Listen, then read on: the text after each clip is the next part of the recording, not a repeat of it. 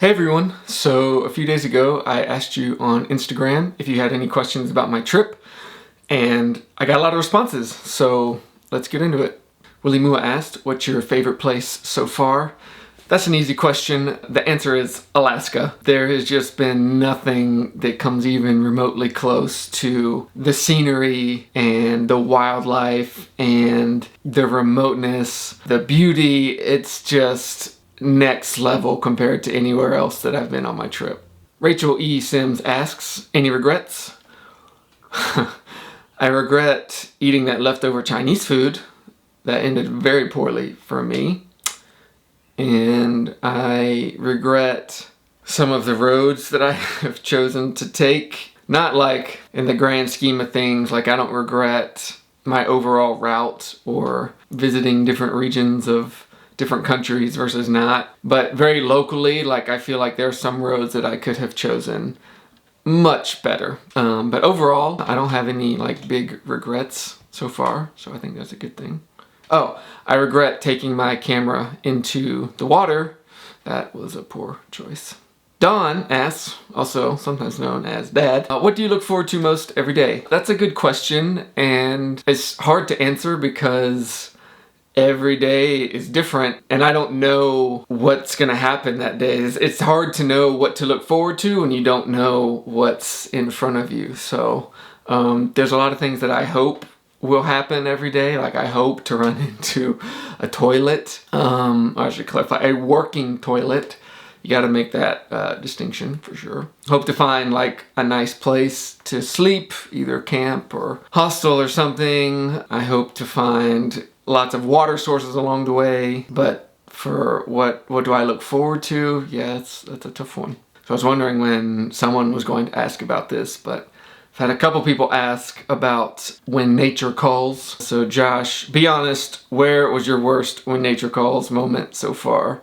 And Dave, I know you've had to grind up on something real bad at one point. Explain the worst time. Well, I have had several cases of pretty bad diarrhea, but I have been very lucky in that I have always been close to a real working toilet whenever that happens. So that's been very fortunate. So the worst time probably would have been when I was in Mexico. I had just gotten on the outskirts of this town, just to where like some buildings, businesses, houses, and there's people walking around, you know, kind of like a small little populated area. It wasn't like there was a lot of trees or bushes or nobody around where you can just go and it's not a problem. But I was riding, started to get there, and then all of a sudden my stomach was like, it's go time, and it's go time right now.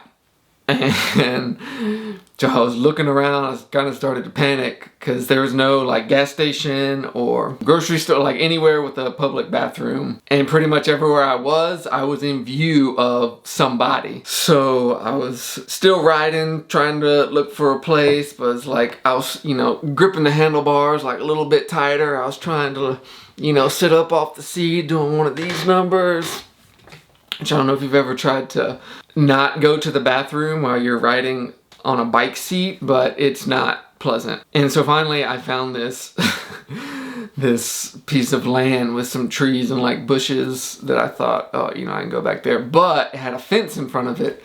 Like, you know, whatever. So I dropped the bike and I ran over. I started climbing the fence. Like I looked up and there's this big old spider web with a spider on it. I was like, I will poop myself before I go through that. So I jumped back down, and then at this point it's coming. We're like T-minus 10 seconds from blast off, and I'm starting to really panic. I found this, you know, small little bridge just like went over this little dried up creek bed. And so I just ran over there and I went there, but it's still like you could still see me from the road.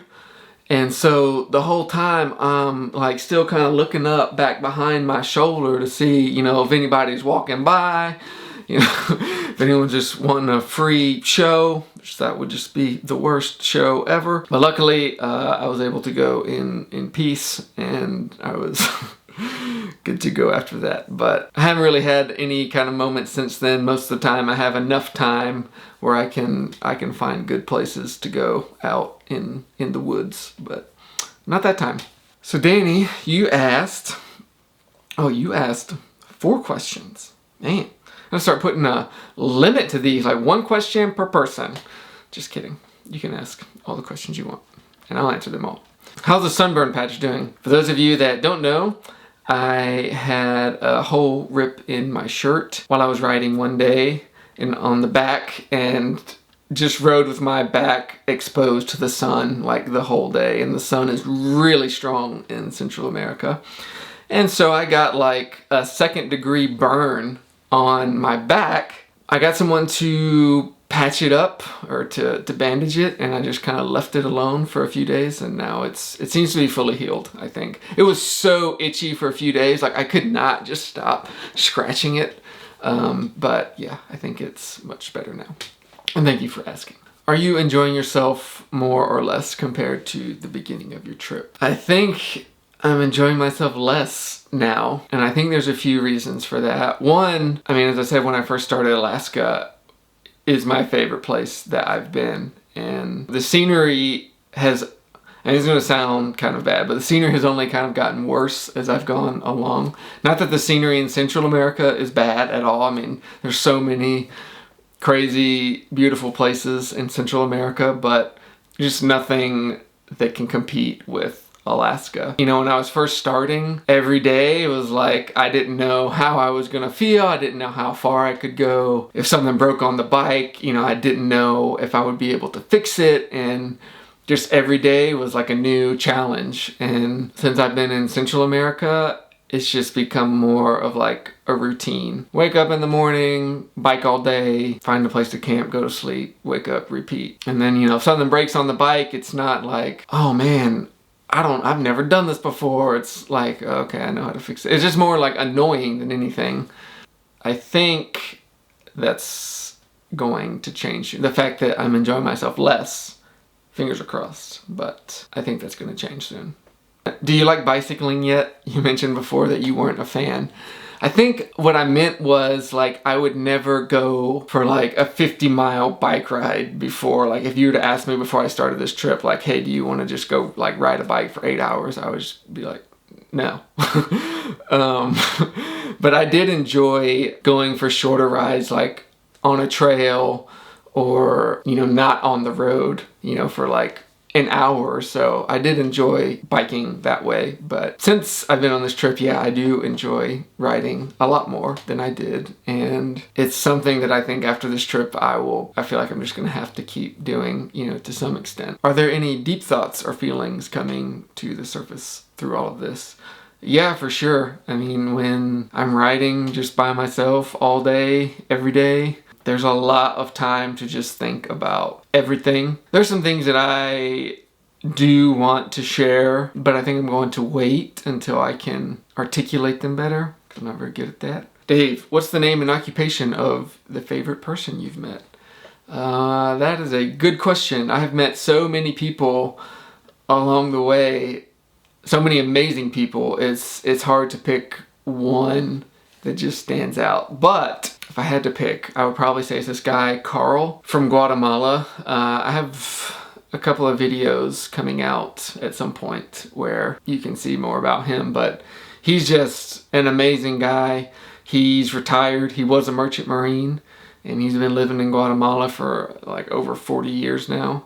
But he runs a foundation where he puts girls through college, all the way through their masters if they want. He loads up his truck with as much food as he can every now and then, and he'll just go and deliver it to people in need out in these really remote and poor communities. I spent almost 3 weeks with him, and every day we would go either volcano climbing or mountain biking. This guy's like 74 years old and was just crushing it. So we spent a lot of time together during that time. And, you know, we would come across a lot of beggars, and every single person that, you know, asked for money, he would go out of his way and make sure he stopped and gave them money.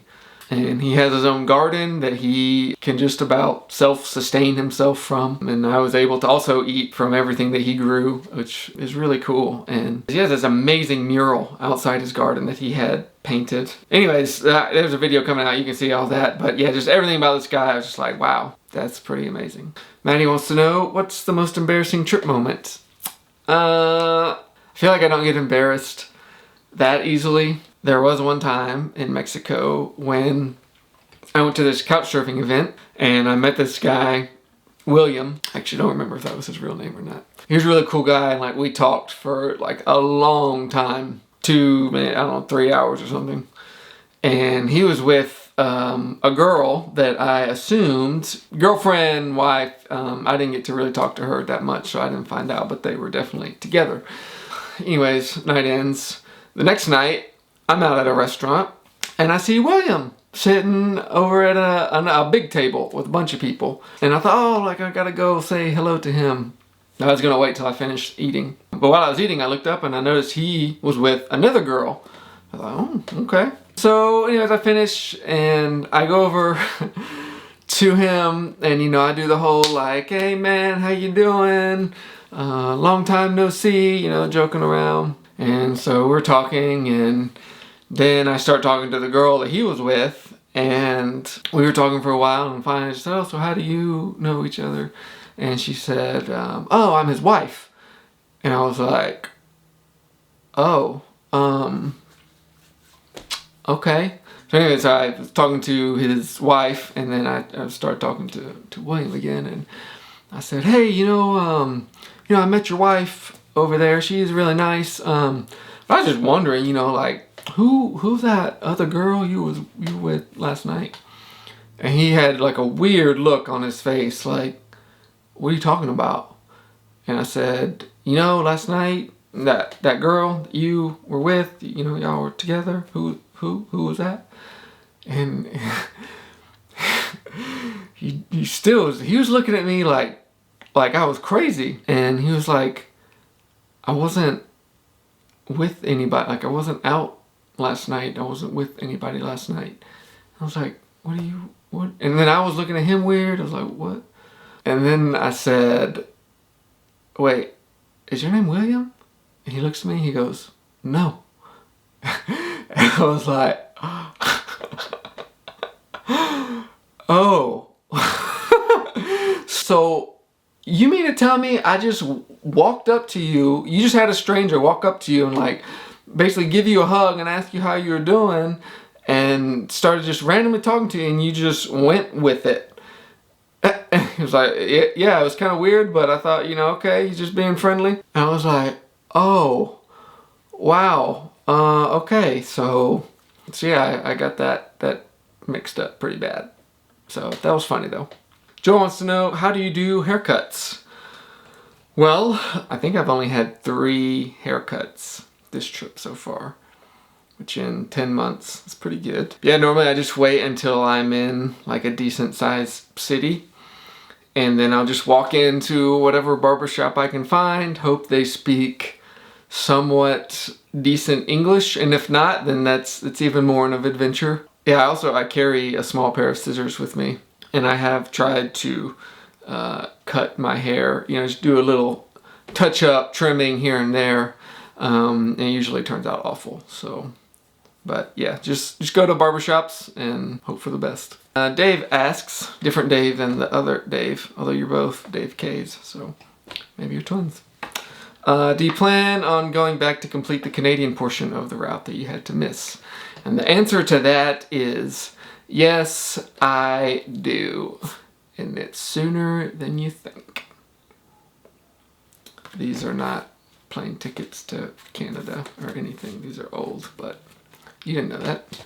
So I had a few people ask, where am I? Which is always a good question and changes almost every day. So Luis, where are you right now? Vanessa, are you still in Nicaragua? No. Peter, where are you currently? I am going to ask Future Marshall where he is, because just in a few days I am going to be somewhere very different from where I am now, and you'll have a much better idea of what I'm doing when Future Marshall tells you so.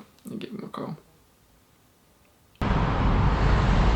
Not this guy again. What? Hey, Future Marshall, where you at? Yeah, I'm in Anchorage, Alaska. Nice. Yeah, for like the 100th time. Stop calling me. Gosh, this guy. All right, you heard it straight from the source. Mark wants to know, could you please tell me how much your whole rig weighs when fully loaded? Bike with bags, racks, clothes, camping gear, bike gear, electronics, first aid, food and water.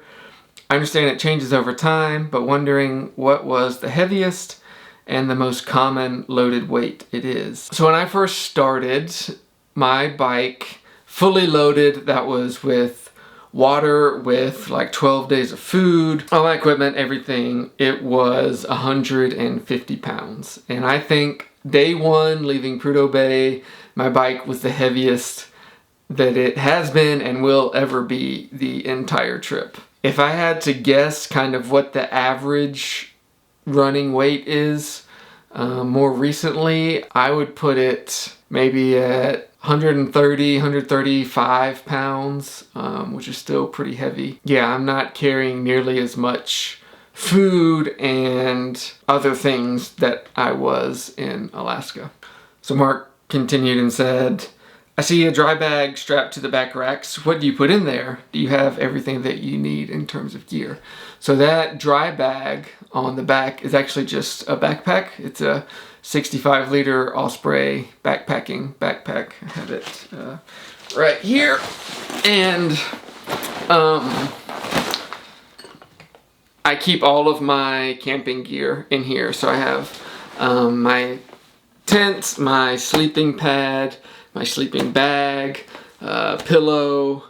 I keep my camping chair down here in the bottom with my water filter. And then up in the top in the lid, I keep all of my maintenance items, all of my tools. I carry my spare tubes in here. Toilet paper goes in here. It's nice to have a backpack. I've used it a lot just when I decide to go hiking. And then I carry like a little rainproof cover, so when it does start to rain, because this is not waterproof, but when it does start to rain, I just put the rainproof cover over it to keep it from getting wet. And then do I have all of the gear that I need? Is that the question? Yeah, do I have everything I need in terms of gear? The answer is yeah, pretty much. I did just have to I ordered a chain stretch measuring tool because that's something that have discovered is valuable to have. And then I ordered another part that was specific to my roll-off rear internal gear hub. That probably, if you don't have that, then you definitely don't need it. Audrey asked, how much weight have you lost? Me, I've probably lost around like 15 pounds, but I also started at least 15 pounds heavier than I normally am, so I don't feel like I've really lost hardly any weight. I have been meaning to weigh my bike to see how much weight my bike has lost because I am really curious about that. But yeah, my weight fluctuates a lot, it seems like, when I'm riding, for 5 straight days or more. I definitely lose weight. But then when I stop for a few days, I seem to just gain all of that weight that I've just lost. I average around 5,000 calories a day that I burn. Like on an easy day, it's probably around 4,000. On a really, really strenuous day, it's up around 6,000. And so, I'm kind of just used to eating that every day. And so when I'm not riding that much, I'm still eating that much. And so I've kind of just been able to balance out losing weight while riding, but then putting it back on during my rest days. So it's worked out. So some of you decided to ask just some stupid questions, but I said I would answer them if you asked them. So here we go. Dimael, Muchi, do you want sushi? Or as you would say, sushi. Yeah, if you bring it to me, I will eat it. I did find a restaurant you would really like in Costa Rica called Big Mama's. Maddie, why do you always smell bad? You know, I've been using that soap that you sent me that you use all the time that you said that you really loved. I forget the name, what scent it was. It was like, I don't know, dead possum in a dumpster or something. But I don't know, you said it smelled really good and that's what I've been using, so you tell me. Also, did you play any Uno yet this trip? The answer is no, I have not played any Uno, but fun fact, there are 2 items that I have carried with me this whole trip that I have not used yet. Let me show you. One of them is this trowel used to, I guess, dig a hole for your poop. I ain't done that yet, just poop on the ground. The other is this bag of Uno cards that has yet to be opened, so. Dave, have you purchased any stars yet? No, you know, just with how the global supply chain is, they've been on back order for a long time, and so especially everything coming out of Slovakia is just taking forever, so maybe one of these days. Well, I think that is all of the questions. Thank you so much to everyone who sent me a question. I really do enjoy thinking about the answers to them and how I'm going to answer them, and some of them I really have to like think back, you know, way back on my trip and try to remember everything that's happened, and so I really enjoy that. I hope you enjoyed the answers, and if you want to get involved next time, you can follow me on Instagram. The link will be in the description, and I don't know when the next go round will be. I had planned like every month. That's probably just not going to happen, but maybe every other month or something. But anyways, yeah, thanks and see you later.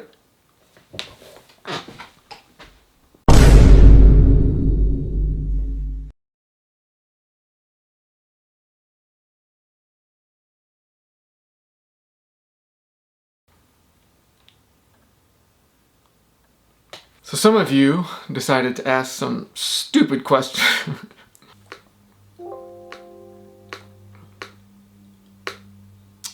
Come on.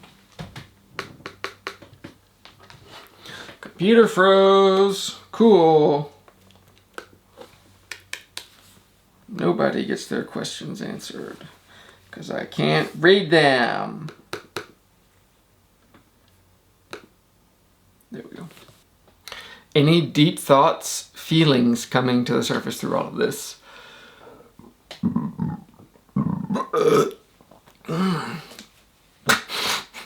I really do enjoy being able to...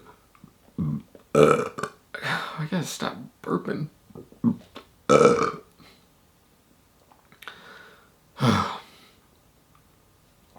Take 5. Anyways, thanks and bye. I don't really know how to end this. It's kind of weird.